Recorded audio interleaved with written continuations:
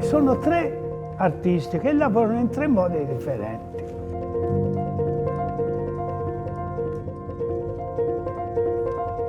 Io l'ho fotografato in anni diversi, Burri 77, Vedova nell'87, Nietzsche nel 2012. Burri con la fiamma ossidica soffia sulla plastica e la modella, quindi è un gesto. Vedova col suo modo di fare, Nietzsche tutto un altro, col sangue di bue e con colori mescolati.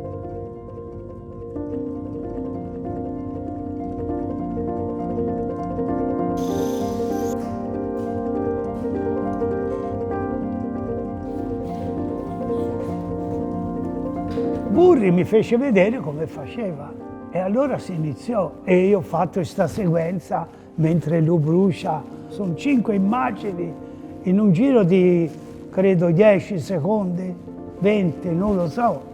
Lui non poteva fermarsi, quindi io dovevo scattare e continuare a scattare e non potevo sbagliare.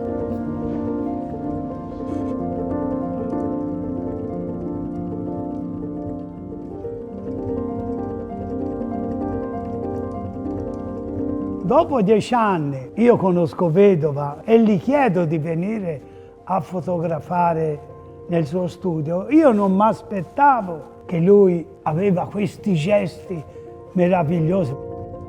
E io entrai dentro, vidi questa stanza piena di colori, pieno di confusione per me, ma per lui no.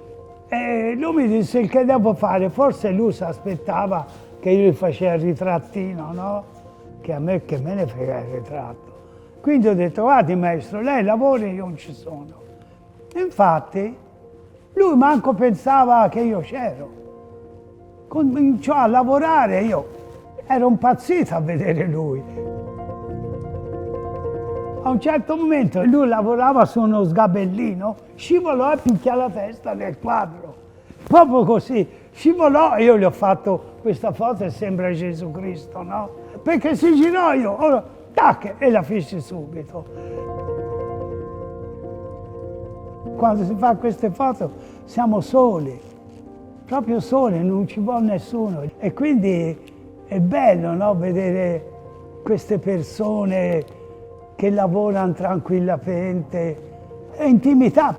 Non so come spiegarlo, io penso di essere felice.